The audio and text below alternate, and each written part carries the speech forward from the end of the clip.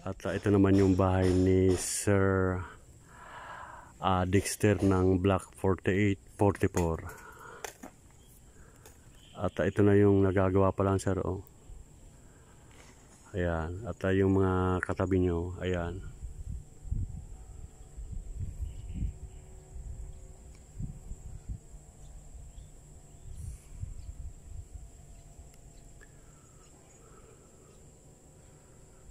Ito yung bahay mo, Sir Dexter. Ayan. Lot 44. At tulad ng sabi natin ay lagi natin i-update si Sir Dexter dito sa kanyang bahay sa 44 para lagi nating masundan kung ano yung mga nagagawa na sa kanyang bahay. Ayan. At yung bandang dulo okay na. May mga harang na yung kwan. May mga hollow blocks na sa bandang labasan.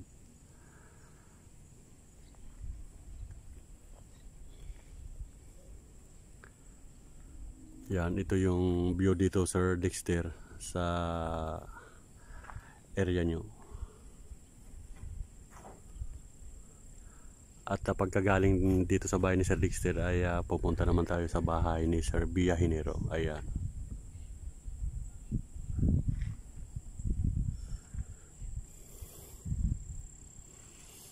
At ang likod pala nito, Sir Dexter, ay kawayanan na. Yung ilog, may ilog. Ayan.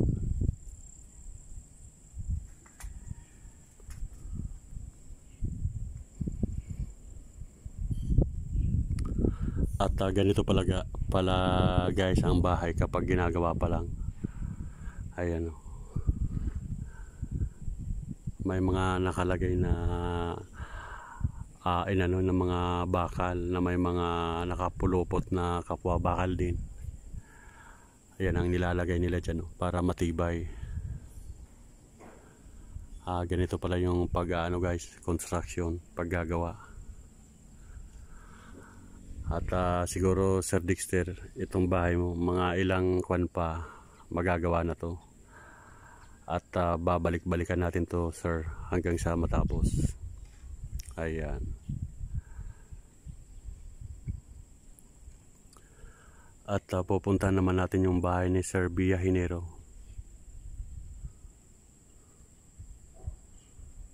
para makita din ni Sir Biyahinero yung kanyang bahay gawa ng pinatatabasan ata yung kwan gawa ng dati nung pinunta natin, napakasukal lang bahay ni Sir. Siguro ngayon ay malinis na siguro, kaya titingnan natin. Ayan.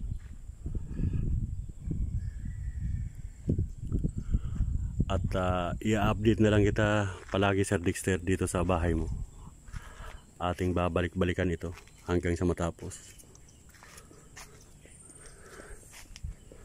At gagawin tayo sa bahay ni Sir Biyahinero. Titingnan natin sa lot 24. Ayan. At galing pa tayong Maynila kanina. Alis tayo ng madaling araw at nagpa-request tayo ng day off. Gawa ng marami tayong hinanap dito sa casa para mapuntahan natin yung mga bahay na request ng ating mga followers. Ayan. Okay, hanggang dito na lang muna, Sir Dexter, at gagawin tayo sa bahay ni Sir Biyahinero. Ayan.